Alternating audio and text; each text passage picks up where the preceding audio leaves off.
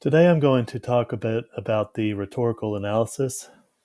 The rhetorical analysis will be the first essay for this course that you will write. Thinking back about the reading of James Baldwin, Notes of a Native Son, I wanted you to take a look at that piece and see what choices and strategies he used to communicate his ideas and to achieve the purpose of that piece. What was he trying to say and how he said it?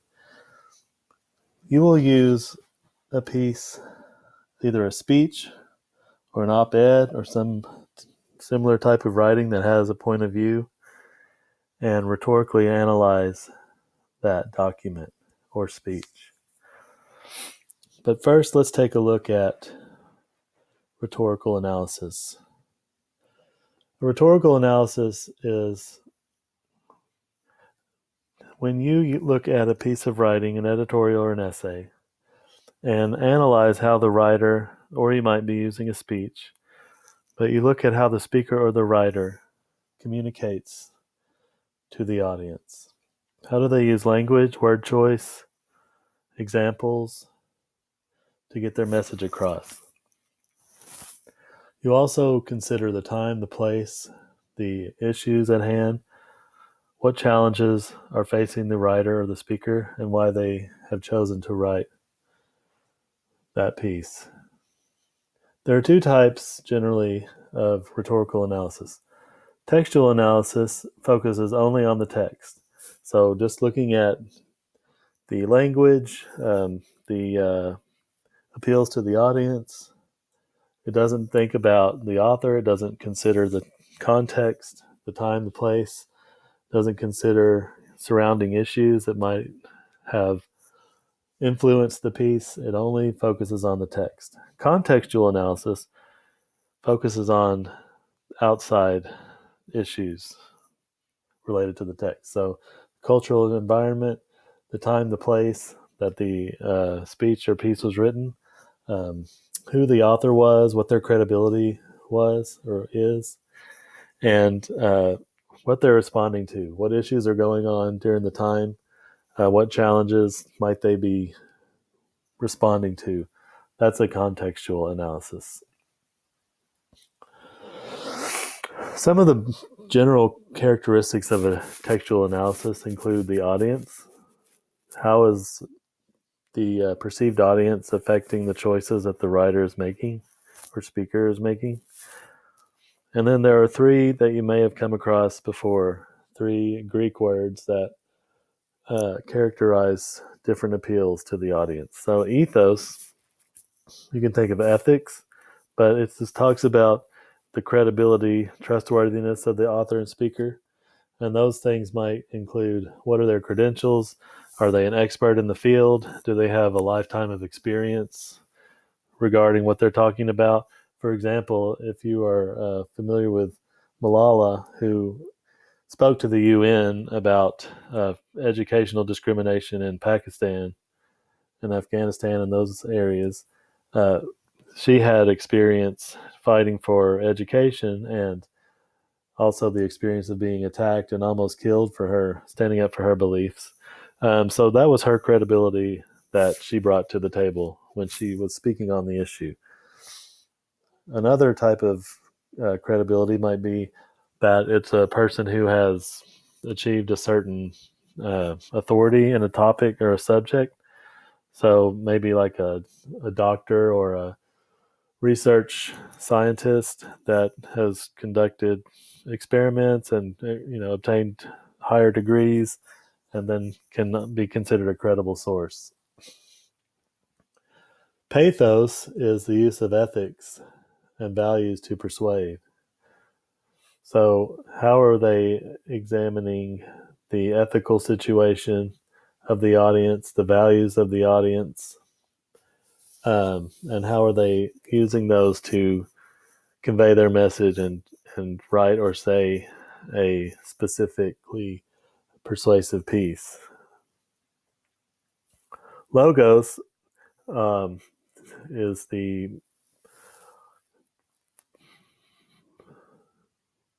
reason. What reasons intellectually are being used to support the topic? This is where the person might use facts, statistics, empirical research uh, to support their claims. And as you do your rhetorical analysis, you can decide whether or not they have credible sources, if their facts seem to be dependable, who are they citing, etc. So all three of those give you the picture of how they have tried to appeal to their audience. Through analyzing these pieces, you can decide and make and assert your own thoughts on, is the author credible? Do they have the background or the experience to be trustworthy? Are they using tactics to appeal to emotion or to appeal to the values of their audience? And how effective are those? Are the intellectual reasons based on logic and facts? Um, are they good enough to be persuasive and to be considered valid? So those are the things you want to do as you are analyzing the ethos, pathos, and logos of a speech or written piece. Characteristics of a contextual analysis. Remember, that's where we're looking at outside events. What events or issues are motivating the writing or the speech? How is that reflected in the speech or the writing? How are the attitudes of the time? So, for example, you might be familiar with a letter from Birmingham jail by Martin Luther King Jr. The issues at the time, he was fighting for civil rights for African Americans. Um, that would be considered in that analysis. You would be looking at who he is talking to, who is his audience, um, and how are the challenges motivating him to write that piece. Also, looking at contextual perspective.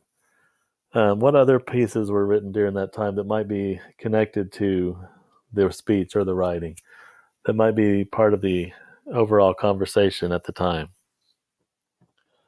What challenges are facing the author or speaker? So it's important in that aspect to look at other writings, points of view of the time, and look at the background of the author and how that affects the piece of rhetoric, whether it's a speech or writing, etc. There's also the rhetorical triangle that can help to um, focus your analysis. So each part of the triangle create the overall piece. You've got logos, pathos, and ethos. Again, logos is the appeal to logic, looking at the facts, research, empirical details. Excuse me, I'm about to sneeze. Oh wait, I think I've caught it. Okay, good. Sorry about that. Ethos, the credibility of the writer or speaker, and pathos, appeal to emotion. So what you have to do now is choose an argument to analyze.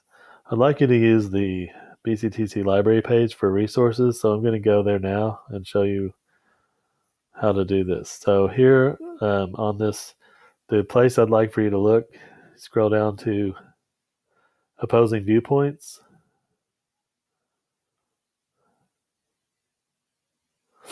And here you can browse issues. So this has a great deal of issues that are discussed. You can search by title, you can search, all these different ways. But to start, click Browse Issues. Now you can look at all of these main topics and you can choose one that you are interested in. I'll do one just for example. So let's say I want to talk about, I'll pick something that maybe is boring that nobody else would want to pick. How about junk food?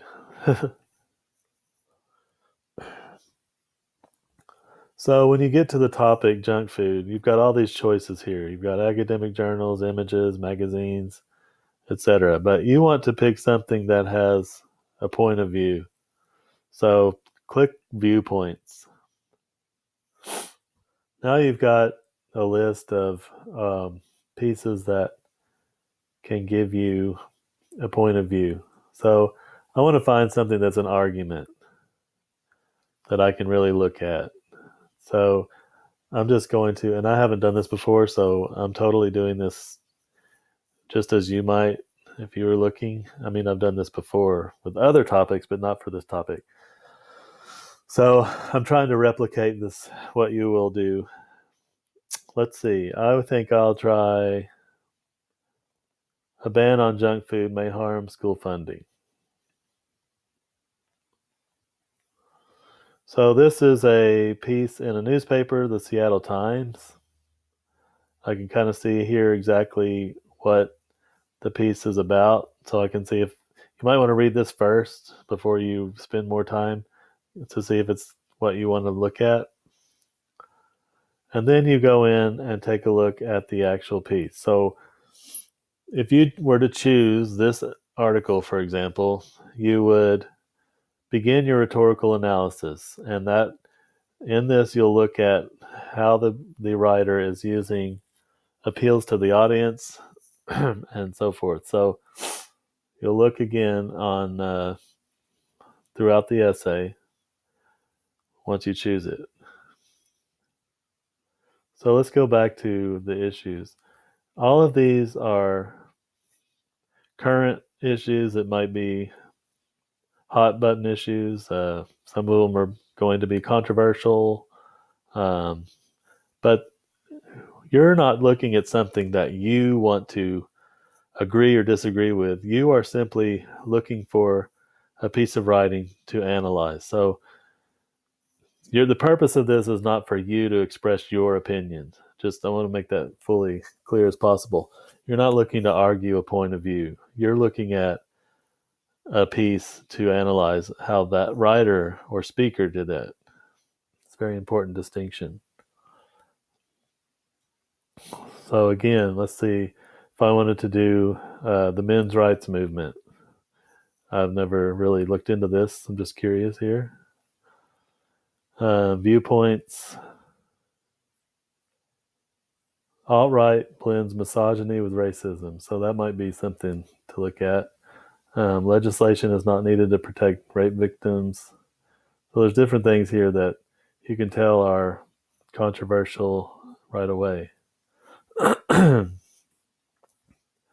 Let's see. Let's look at some other things here.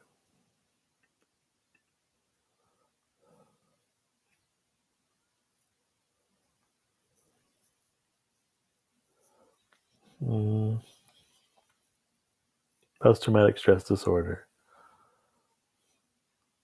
So again, let's see what the featured viewpoints gives us, since that's more limited. Okay, veterans deserve innovative and effective PTSD treatment. So again, I can see right away that it's a piece that has definite point of view, and I can look at that and read over it and see how I might want to move forward with that. All right, so that's the general overview of how you will decide what piece of writing that you will do the analysis on. Step 2, once you've decided on your piece, you're going to analyze the context. Who is the author? What are the author backgrounds? What is the motivation to write? So these are the questions you want to answer. Who is the audience? What choices does the author make regarding the audience? What issue is at hand in the larger conversation?